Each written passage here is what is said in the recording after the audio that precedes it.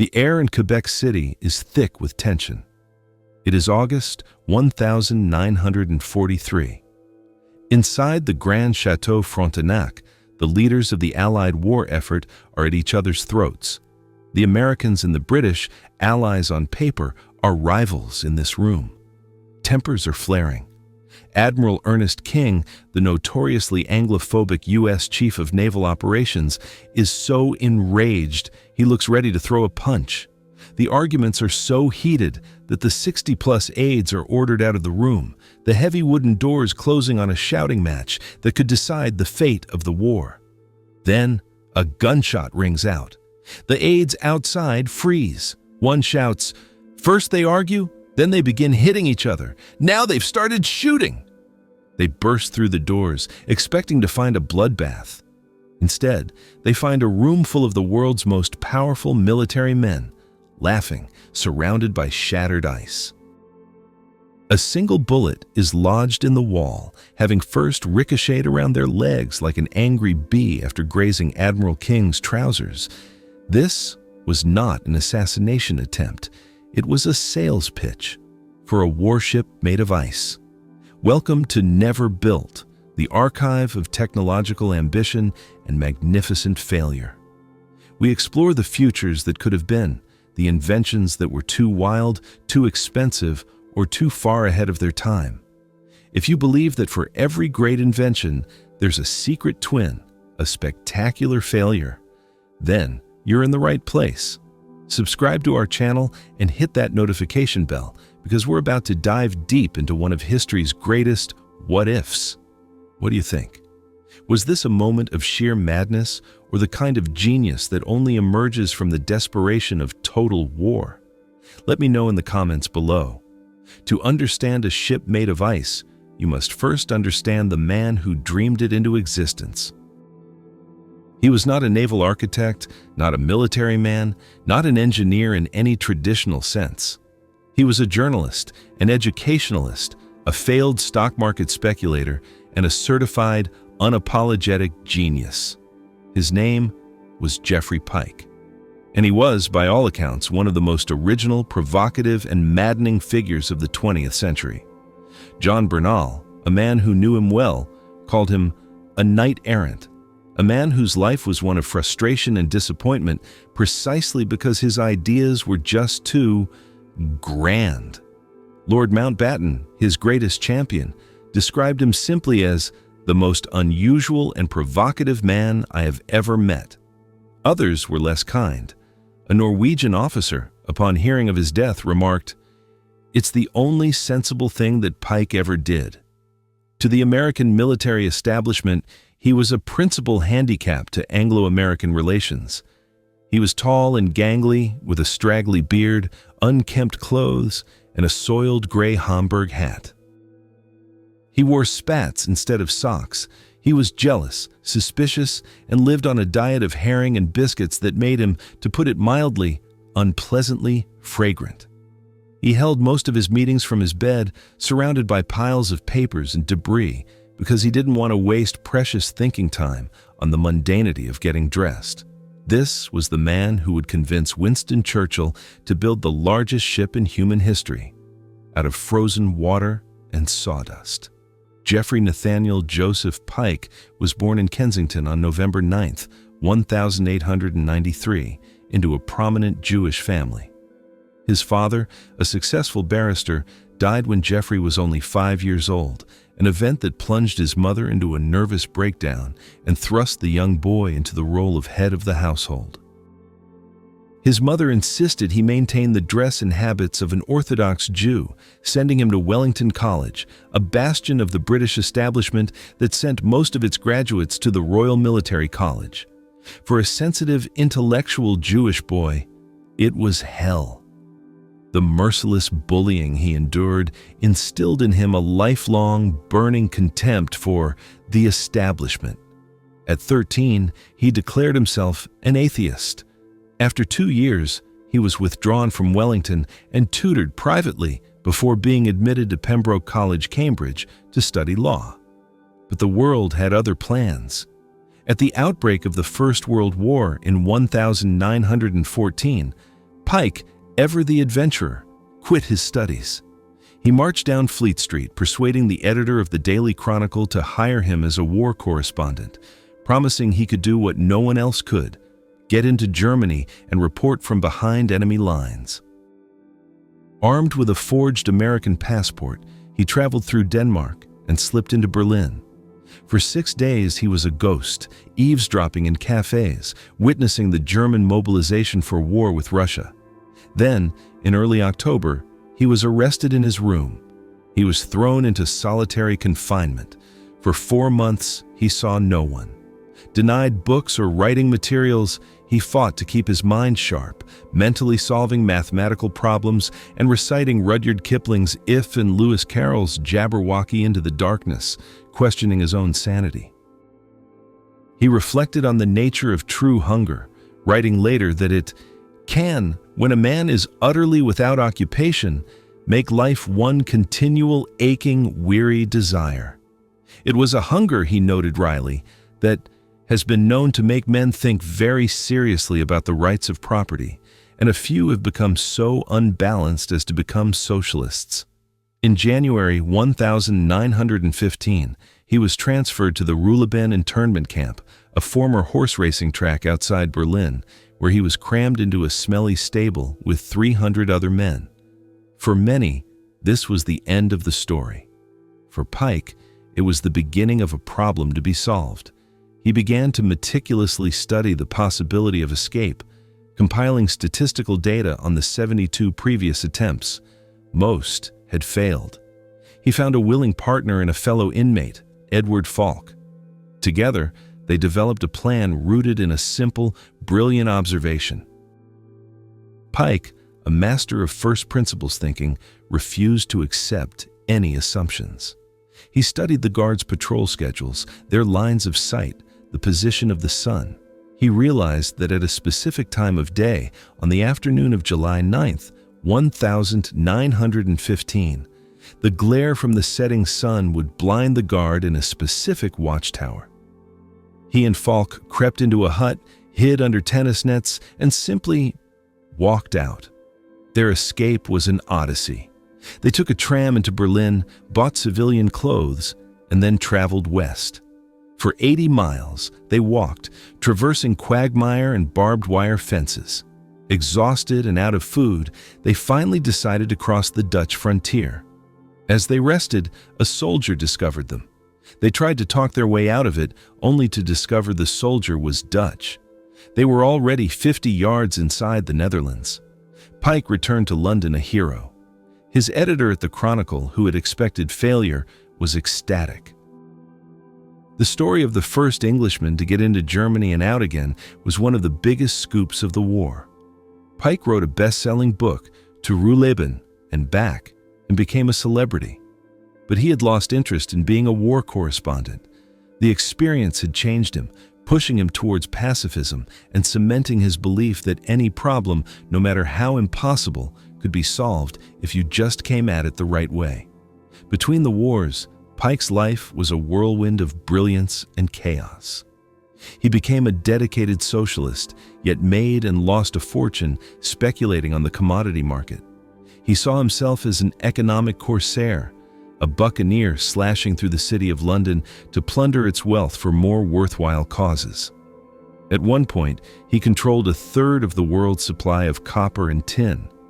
He married Margaret Chubb in 1918, and when their son David was born, Pyke became obsessed with education.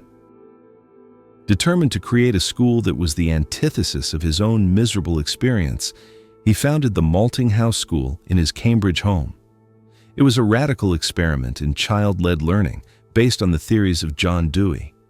Children were treated as research workers, given immense freedom, and never punished.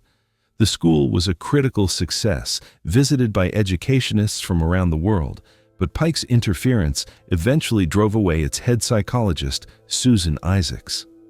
Then, in 1927, his financial empire collapsed. He tried to corner the copper market and was crushed by an American cartel. He lost everything, declared bankruptcy, shuttered the school, and abandoned his family, retreating to a remote shack to live as a recluse. For a decade, he was a ghost, living off the charity of friends. The Spanish Civil War brought him back into the world, organizing aid for the Republicans and bombarding them with unsolicited advice, designing everything from pedal-powered trains to specialized motorcycle sidecars for carrying hot meals. In 1939, he made a last-ditch effort to stop the Second World War by sending a team of volunteers, posing as golfers on a tour of Germany, to conduct a secret opinion poll. His plan was to present Hitler with proof that the German people opposed war. The plan was, of course, a failure, but it put him back on the map. When the war began, he was a man brimming with ideas, a mind fizzing with unconventional solutions to impossible problems. He proposed defeating the Romanian oil field guards by deploying St. Bernards with barrels of brandy to get them drunk, followed by commandos in vehicles that howled like wolves to scare them away. He suggested that the entire population of London could be relocated to man-made caverns beneath the chalk cliffs of Dover to protect them from the Blitz. These were the Pykeretes, as they became known, ideas that were equal parts brilliant and insane. And in 1942, they brought him to the attention of the one man in Britain who might just be crazy enough to listen: Lord Louis Mountbatten, the new chief of combined operations. The stage was set for Pyke's greatest and most fantastically impossible idea. To truly grasp the sheer audacity of Project Habakkuk, we have to leave the eccentric world of Geoffrey Pyke and descend into the cold, dark, terrifying reality of the North Atlantic in 1942. This was the longest, largest, and most complex naval battle in history. And for the Allies, it was a battle they were losing. Winston Churchill, a man who faced the Blitz and the threat of invasion without flinching, would later write, "The only thing that really frightened me during the war was the U-boat peril." He was more anxious about this battle than he had been about the glorious air fight called the Battle of Britain. And for good reason. Great Britain is an island. In 1939, it was utterly dependent on the sea, requiring more than 1 million tons of imported material every single week just to survive and fight. Food, fuel, steel, timber, weapons, everything came by ship. And Germany knew it. The strategy of the German Kriegsmarine was simple and brutal: starve Britain into submission. The commander of the German U-boats, Karl Dönitz, was a brilliant and ruthless tactician. He believed that a fleet of 300 of his medium Type 7 U-boats could strangle the British economy within a year. His weapon was the Rudeltaktik, the wolf pack. Instead of hunting alone, U-boats would spread out in a long patrol line, waiting for a convoy. Once a target was spotted, the U-boat would shadow it, radioing its position back to headquarters. Then, under the cover of darkness, the pack would converge, launching a coordinated, overwhelming assault. The early Allied defenses were no match. Their primary anti-submarine tool, ASDIC, what the Americans would call sonar, worked well against submerged targets, but the wolf packs attacked on the surface at night, where they were faster than many of the escort ships, like the new Flower-class corvettes, and nearly invisible to early radar systems. The period from June to October of 1940 was so successful for the German submarine crews that they called it Die glückliche Zeit, the happy time. In those few months, they sank over 270 Allied ships. Great U-boat aces like Günther Prien, Otto Kretschmer, and Joachim Schepke became national heroes in Germany. For the men on the Allied merchant ships, it was a living nightmare. Convoys of 30 to 70 unarmed vessels plodding across the ocean were floating targets. In October 1940, the slow convoy SC-7, with a meager escort of 2 sloops and 2 corvettes, was overwhelmed. It lost 59% of its ships. The battle for convoy HX-79 was even worse. A quarter of the convoy was sunk without a single loss to the U-boats, despite a strong escort. By the end of 1940, 2 million gross tons of British merchant shipping, 13% of the entire fleet available, was under repair, out of commission, choking the vital supply lines. The U-boats weren't the only threat. The Luftwaffe's long-range Focke-Wulf Condor aircraft, based in France and Norway, prowled the sea lanes, bombing convoys beyond the range of Allied fighter cover. But the true heart of the problem, the gaping wound in the Allied defenses, was a vast stretch of ocean known as the Mid-Atlantic Gap, or the Black Pit. This was the area between Greenland and Iceland, a desolate no-man's land too far from North America, too far from Britain, and too far from Iceland for land-based aircraft to provide consistent air cover. In this gap, the convoys were blind and vulnerable. The wolf packs could gather and strike with impunity. Closing this gap was the single most critical strategic challenge facing the Allies. Without it, the lifeline to Britain could be severed, the build-up for an invasion of Europe would be impossible, and the war could be lost. The situation became even more dire after the attack on Pearl Harbor in December 1941. When Germany declared war on the United States, Dönitz immediately launched Operation Drumbeat, an assault on shipping right off the American East Coast. The U-boat crews called it the Second Happy Time. The U.S., with no direct experience of modern naval warfare on its own shores, was tragically unprepared. Cities along the coast remained brightly lit, silhouetting merchant ships for the U-boats waiting offshore.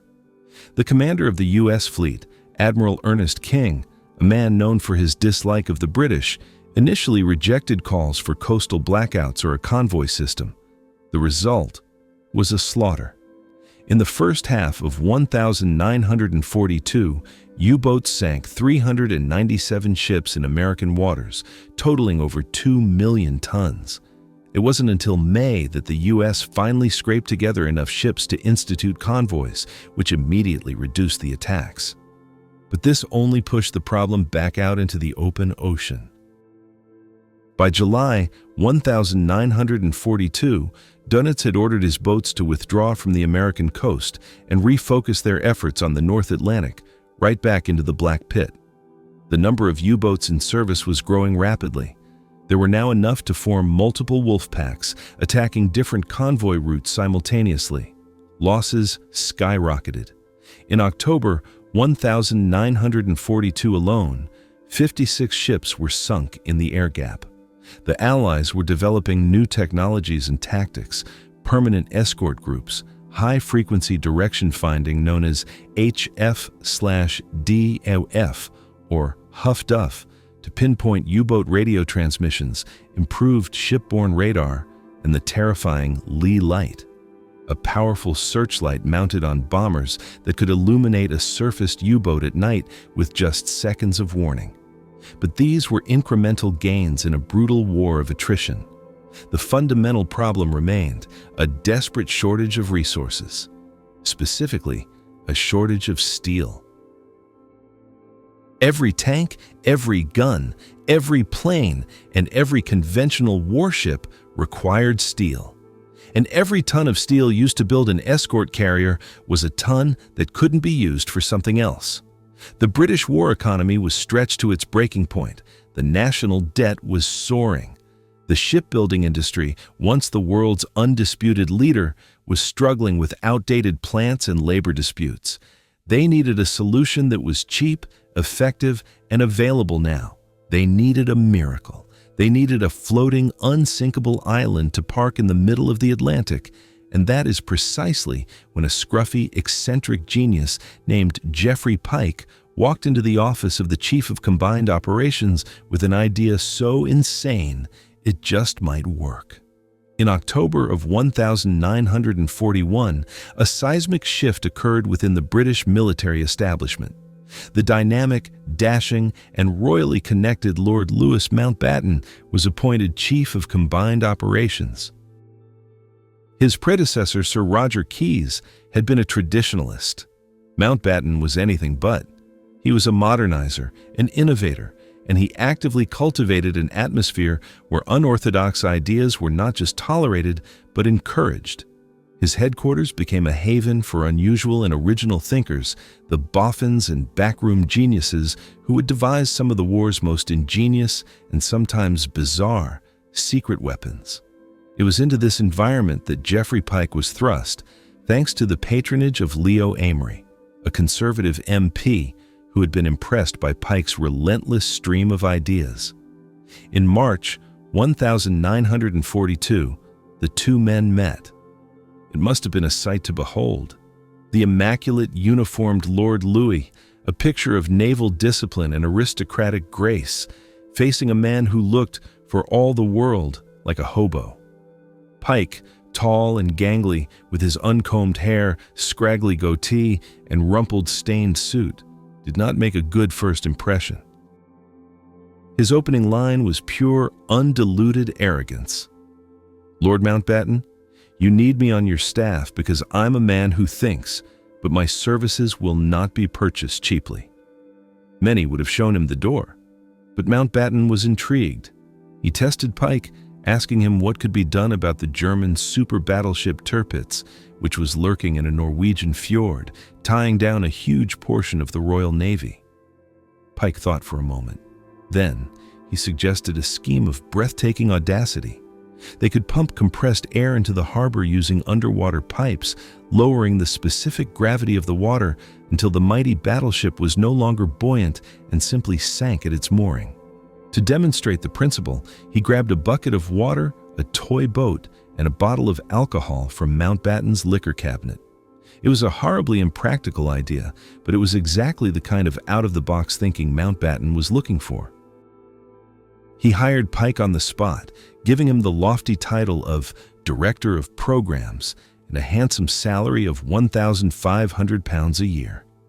MI5 and MI6, wary of Pyke's leftist leanings and suspecting him of being a Soviet sympathizer, were aghast. They warned Mountbatten that giving this man access to sensitive military information was a grave risk. Mountbatten ignored them.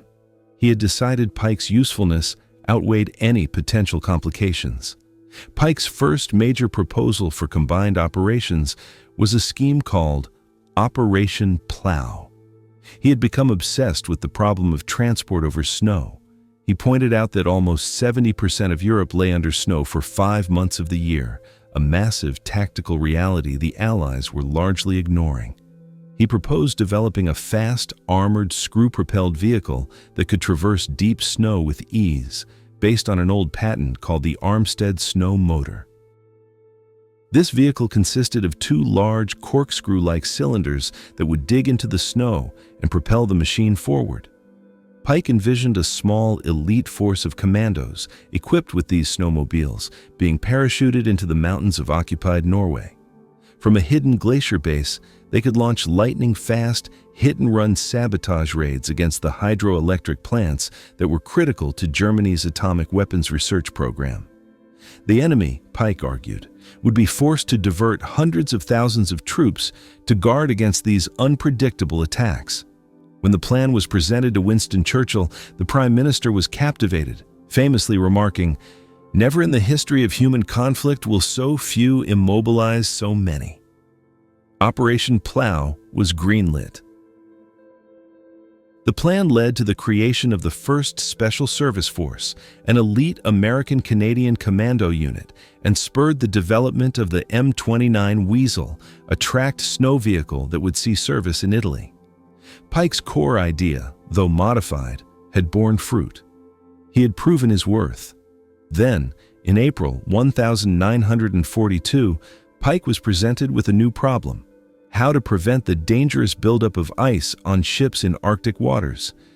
He took the problem to Max Perutz, a young Austrian Jewish refugee and glaciologist at Cambridge University. Perutz, a future Nobel Prize winner, had been interned as a possible security risk at the start of the war, but was now working on military projects. He had previously advised Pyke on the properties of snow for Operation Plow. Perutz proposed a solution, but it was a footnote in his memorandum that truly caught Pyke's eye.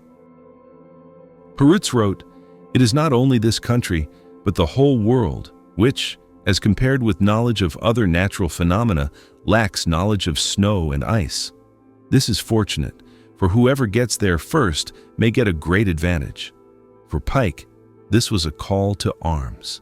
His mind began to race, connecting the dots between the ice problem, the snow problem, and the biggest problem of all, the U-boat-infested mid-Atlantic gap. Natural icebergs were too unstable, they were prone to rolling over, and had too little surface area above the water for a runway. But what if you could build an iceberg? A stable, unsinkable, artificial island of ice? The final piece of the puzzle came from a report Pyke found, written by Hermann Mark, another scientist who had fled the Nazis. Mark, an expert in plastics, knew that brittle materials could be toughened by embedding fibers in them, just as concrete is reinforced with steel. He and his assistant had stirred a small amount of wood pulp, the raw material of newsprint, into water before freezing it. The result was a new material with astonishing properties. It was incredibly strong, slow to melt, and could be machined like wood. Pyke had his material. In September 1942, he sent a sprawling 232-page memorandum to Mountbatten. It was more than a technical proposal. It was a poetic, visionary epic. He described gigantic aircraft carriers, 2,000 feet long, with hulls 40 feet thick, built from this new composite. He called the material Pykrete, a portmanteau of pike and concrete. He envisioned these bergships as mobile bases for long-range bombers, closing the Atlantic air gap forever. He imagined fleets of them assaulting enemy ports, with troops landing in icecraft shaped like giant gondolas. He even suggested spraying enemy warships with supercooled water, encasing them in ice and forcing their surrender. The project was given a code name, a slight misspelling of a passage from the Old Testament book of Habakkuk. "For I will work a work in your days, which ye will not believe, though it be told you." Project Habakkuk was born. Geoffrey Pyke's 232-page memorandum landed on Lord Mountbatten's desk with the force of a revelation. It was rambling, eccentric, and wildly ambitious. Pyke, ever the showman, had attached 2 cover notes. The first was a typically paranoid request that Mountbatten read it himself before it fell into the hands of "that damned fool Lushington," referring to Brigadier Wildman Lushington, one of his colleagues. The second was more introspective. "It may be gold, it may only glitter, I can't tell. I have been hammering at it too long and am blinded." Mountbatten, ignoring the first note, handed the document to Lushington and the brilliant scientist J.D. Bernal. They concluded that the core proposal, building a massive aircraft carrier from reinforced ice, was astonishingly feasible. The science, at least in theory, held up. And so began one of the most bizarre and secret research projects of the Second World War. The task of turning Pyke's vision into a practical reality fell to Max Perutz.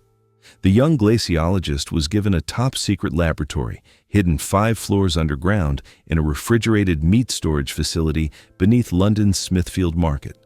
Surrounded by a screen of frozen animal carcasses and kept warm in electrically heated flight suits, Perutz and his team of young commandos began to systematically test the properties of Pykrete. They built a small wind tunnel and began freezing blocks of wet wood pulp.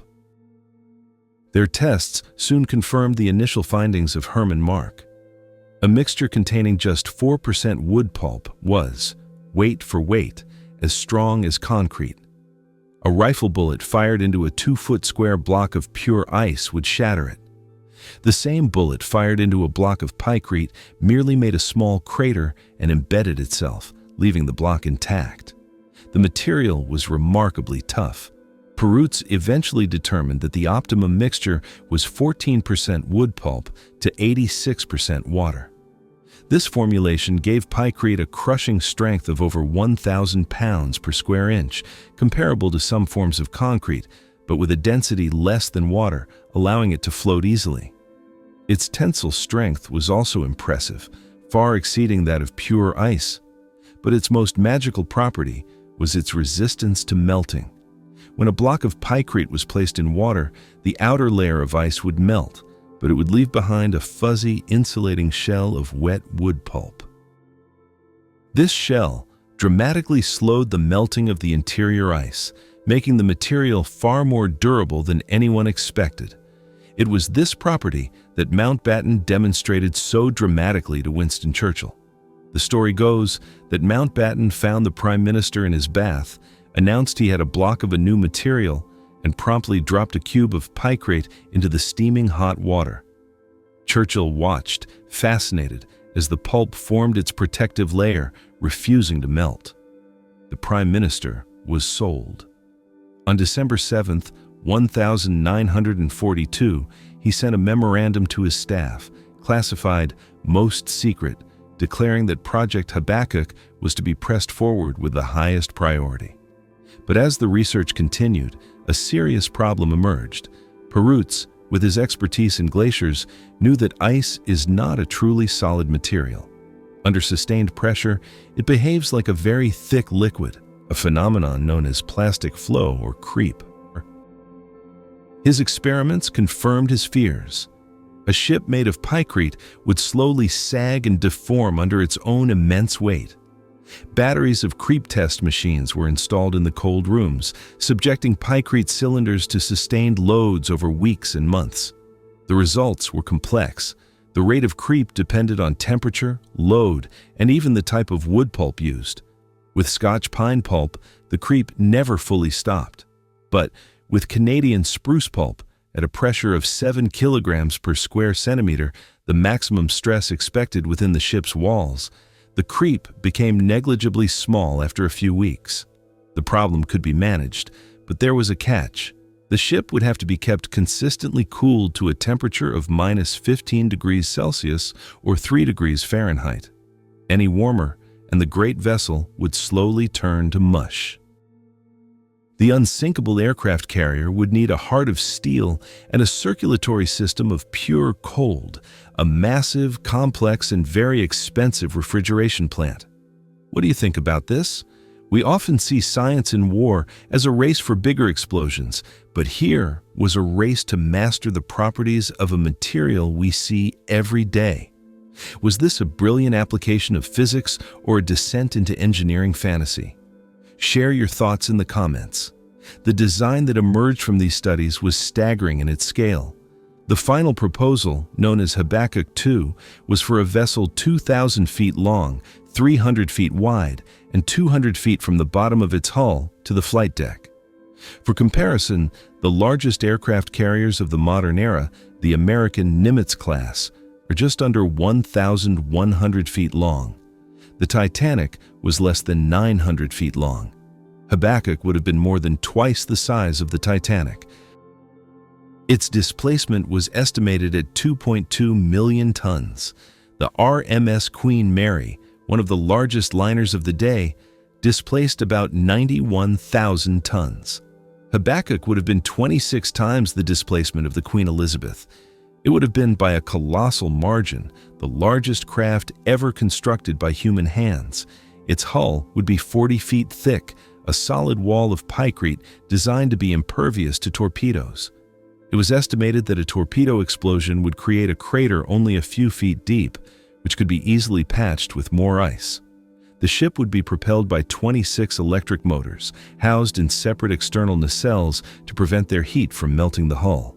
These would be powered by steam turbo generators, providing 33,000 horsepower and pushing the behemoth through the water at a stately but respectable 7 knots.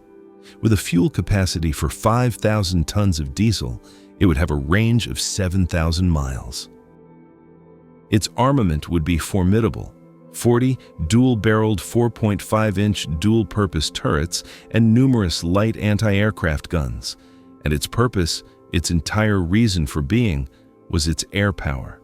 The cavernous internal hangars could house up to 150 twin-engine bombers like the de Havilland Mosquito or 200 single-engine fighters like the Spitfire.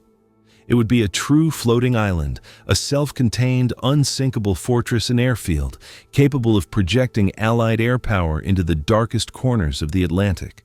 The science was sound, the design was breathtaking, and it had the backing of the Prime Minister himself. Now, they just had to build it. With Churchill's enthusiastic blessing, Project Habakkuk moved from the secret meat lockers of London to the vast, frozen wilderness of Canada. Britain needed ice, and its North American dominion had it in abundance. The project was assigned to Canada's National Research Council, whose president, C.J. Mackenzie privately called it another of those mad, wild schemes. But the orders came from the very top. In early 1943, a team of engineers and scientists descended on Jasper National Park in Alberta. The location was perfect, remote, secure, with cold winters and deep frozen lakes, yet accessible by railway. The specific site chosen was the picturesque Patricia Lake. And for labor, the project had an ironic and ready-made workforce. A nearby camp of conscientious objectors, men who had refused military service for reasons of faith or principle.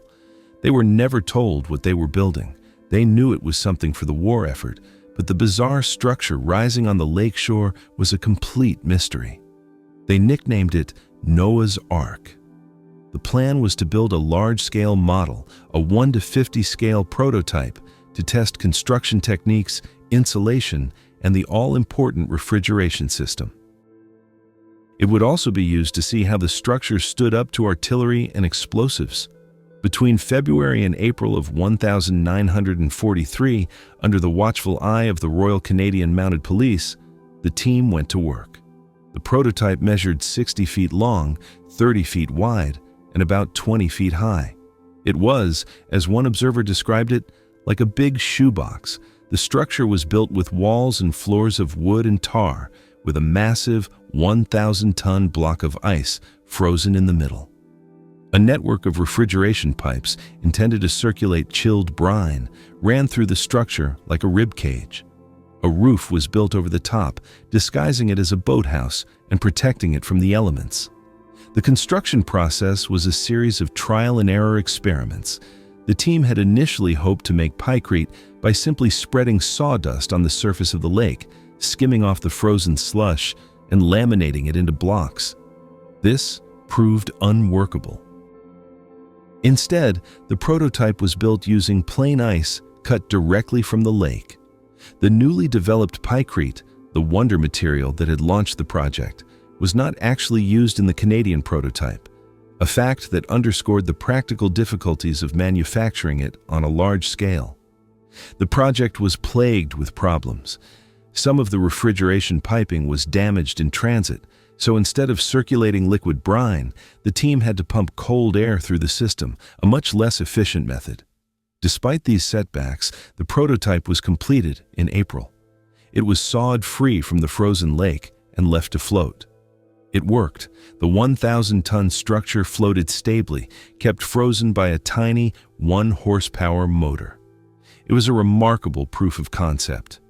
In March, Geoffrey Pyke himself arrived in Canada to supervise the final stages of construction, accompanied by J.D. Bernal.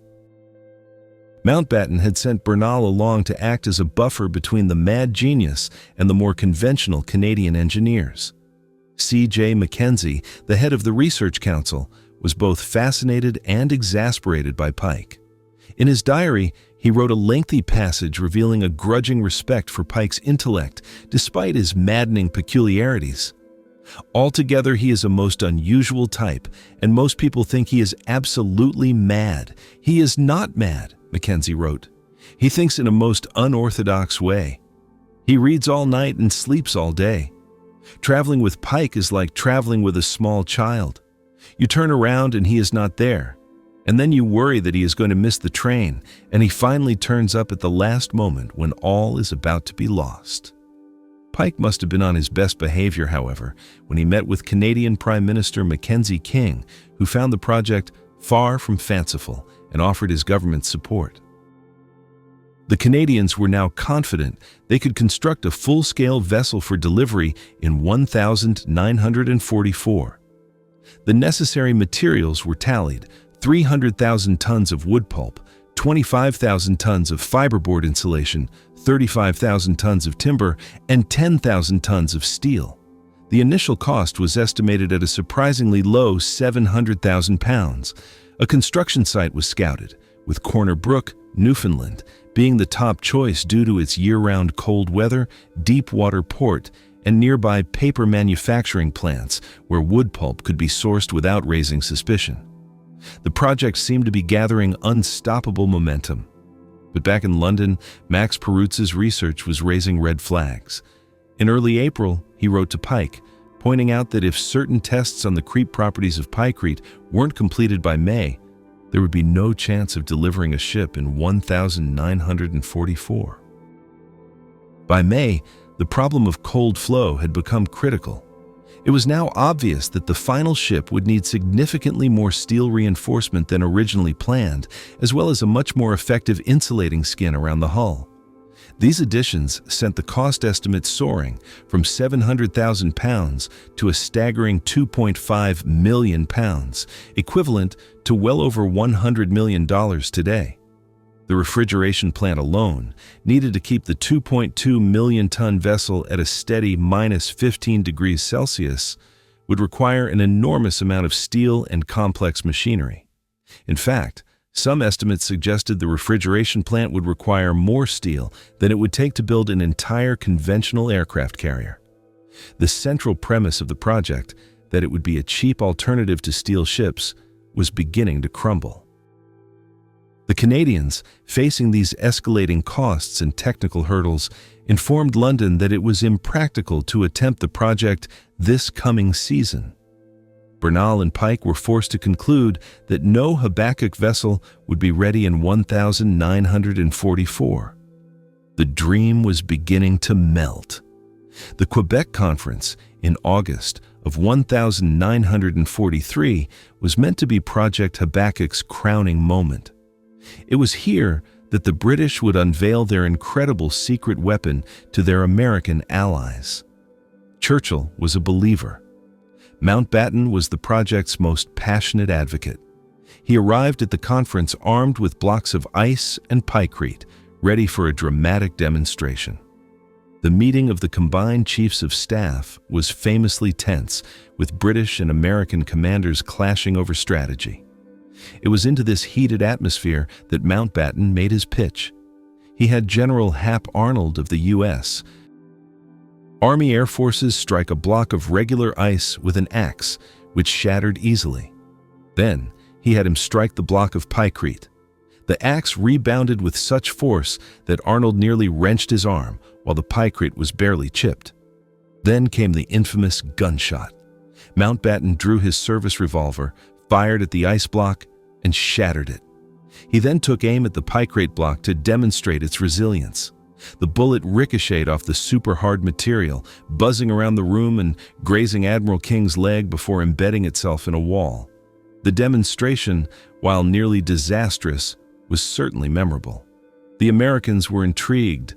Some of their admirals saw the potential for using Habakkuk in the Pacific against the Japanese. But when it came time for a sober analysis, the project's weaknesses became glaringly apparent. J.D. Bernal, ever the honest scientist, was asked to give the Americans a summary of the project's pros and cons. He dutifully listed the advantages, but then gave a devastating rundown of the disadvantages. He explained the enormous technical challenges, the problem of cold flow, and the massive spiraling costs.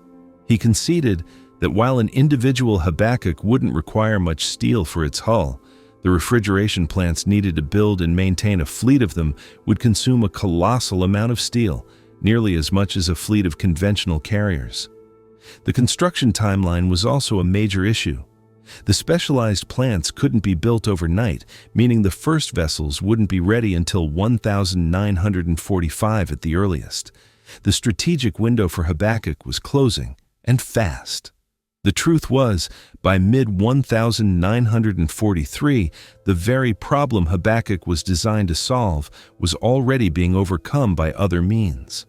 The Battle of the Atlantic had reached its turning point. May 1943, known as Black May to the German U-boat arm, was a catastrophe for Donitz's wolf packs. The Allies sank 41 U-boats in that month alone, a devastating loss rate. This victory was the result of a combination of factors, none of which involved ships made of ice. First, the introduction of new, very long-range aircraft, like the consolidated B-24 Liberator, equipped with extra fuel tanks, finally allowed the Allies to close the mid-Atlantic air gap. There was no longer a black pit where convoys were defenseless. Second, the number of conventional escort carriers was rapidly increasing, providing mobile air cover directly with the convoys. Third, a crucial diplomatic agreement was reached with Portugal, allowing the Allies to use airfields in the Azores. This gave them a permanent, unsinkable aircraft carrier right in the middle of the Atlantic. And finally, advances in technology, particularly centimetric radar, which could detect the small conning tower of a surfaced U-boat, and the widespread use of HF/DF direction finders, had turned the tables on the hunters, making them the hunted. The strategic necessity for a floating ice island had evaporated. It was an ingenious solution to a problem that, by the time the solution was viable, no longer existed in the same critical form. The project's champions began to back away. Mountbatten himself, the project's most powerful advocate, was promoted in October 1943 to Supreme Allied Commander of the Southeast Asia Command and left Combined Operations. Without his personal drive and influence, the project lost its momentum. His successor, Major General Robert Laycock, had little interest in such fantastical schemes. Geoffrey Pyke was quietly transferred to the Admiralty, where there was little real work for him. The final meeting of the Habakkuk Board took place in December 1943. The official conclusion was blunt. The large Habakkuk II made of Pykrete has been found to be impractical because of the enormous production resources required and technical difficulties involved. The project was officially dead. Back in Canada, the prototype on Patricia Lake was abandoned. The refrigeration machinery was removed, and the great block of ice and wood was simply left to its fate. It proved to be as resilient as its creators had hoped. It took 3 hot Canadian summers for the 1,000-ton structure to completely melt and sink to the bottom of the lake. Today, its remains still lie there, a ghostly grid of wooden beams and refrigeration pipes scattered on the lake bed, 40 to 130 feet beneath the surface.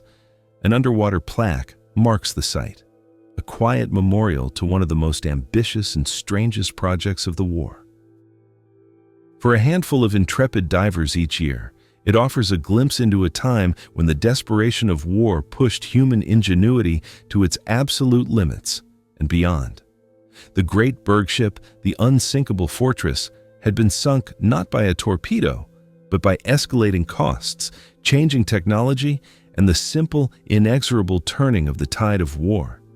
The story of Project Habakkuk did not end in December of 1943.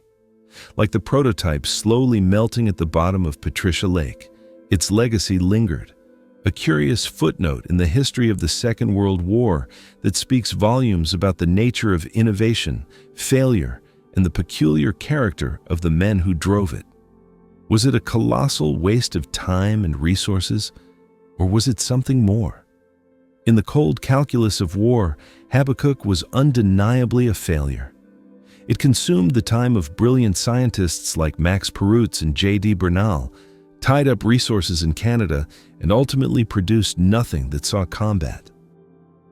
Other, more outlandish projects from the same era, like the rocket-propelled, explosive-laden cart known as the Panjandrum, were so spectacularly unsuccessful in testing that they were quickly abandoned. Habakkuk, by contrast, was a slow, quiet failure, a project that died because it became obsolete before it was even born. It was a victim of its own complexity and the rapid pace of wartime technological development. Yet, to dismiss it as merely a failure is to miss the point. Project Habakkuk was a product of the unique environment of Britain's Combined Operations Headquarters under Lord Mountbatten. It was a place that fostered what Geoffrey Pyke called the deliberate exploitation of the super-obvious and the fantastic. This was the same creative ecosystem that produced Hobart's Funnies, the bizarre and highly effective specialized tanks used on D-Day. Tanks that could swim, flail chains to clear mines, or lay their own bridges. It was the spirit that led to Barnes-Wallace's earthquake bombs and bouncing bombs. It was a culture that understood that in a total war against a formidable enemy, victory could be won either by overwhelming industrial might, having 10 of everything to the enemy's 1, or by a stroke of unpredictable genius. Habakkuk was a swing for the fences, an attempt at a war-winning masterstroke using the most abundant and unassuming materials on Earth, water and wood. It was a testament to a national myth that David Willey, curator of the Tank Museum, describes as the belief that there is always some kind of unconventional inventor that will save the day. The project also served a more subtle, clandestine purpose. The Second World War was a war of deception as much as it was a war of force. The Allies, particularly the British, became masters of the art, creating entire phantom armies to mislead the enemy. Operation Fortitude, the grand deception plan for D-Day, convinced the Germans that the main invasion would come at the Pas de Calais, pinning down the entire German 15th Army while the real landings took place in Normandy. It has been suggested that Project Habakkuk, with its fantastic scale and high-level backing, may have been in part a piece of this grand deception. A project so audacious, so unbelievable, that if whispers of it reached German intelligence, it would only add to the confusion and uncertainty about Allied intentions and capabilities. Even the Superman comic strip in March 1943 featured a plot where the Man of Steel confronted Nazi battleships disguised as icebergs, sparking fears within military intelligence that the top-secret project had been leaked. And what of the man at the center of it all, Geoffrey Pyke? The end of Habakkuk marked the beginning of the end for him. Without Mountbatten as his advocate, his influence waned. He was let go from combined operations in 1944. After the war, he tried to claim the patent rights to Pykrete, hoping to exploit it commercially. The Admiralty, in a move driven by lingering spite, released the patent to him, but then immediately declassified the entire project, publicizing it in the newspapers. The press mocked the idea, and Pyke's reputation was destroyed. He continued to work on various projects, but the spark was gone. He could no longer make the intuitive leaps to his signature oddball solutions. On the evening of February 21, 1948, in his Hampstead flat, the 64-year-old Pyke shaved his beard, swallowed a bottle of sleeping pills, and lay down in his bed. His landlady found his body the next morning. The coroner ruled it a suicide at a moment of mental unbalance. He left no memorial, no gravestone. His obituary in the Times lamented his passing, calling him one of the most original if unrecognized figures of the present century. John Bernal wrote that Pyke had left behind to all who knew him the vision he created for making all things possible. Perhaps that is the true legacy of Project Habakkuk. It wasn't the ship itself, but the audacity of the thought behind it. It stands as a monument to the idea that no problem is too big, no solution too fantastic to be considered when the stakes are high enough. It's a story of how, in the darkest days of the war, a group of brilliant, eccentric minds dared to dream of turning ice into a weapon, of building a floating mountain to tame the Atlantic. It was a dream that ultimately dissolved, but its ambition continues to fascinate and inspire. It is a perfect entry in the archives of the never built. So, what do you think? Was Project Habakkuk a brilliant strategic gambit that was simply outpaced by events, or was it a folly from the start, a testament to how war can drive nations to pursue the impossible? Could a ship like this have changed the course of the war if it had been ready a year earlier? Let us know your final thoughts in the comments section below. And as always, thank you for joining us on this journey into the world of what might have been. Don't forget to subscribe for more stories from the archives of the never built.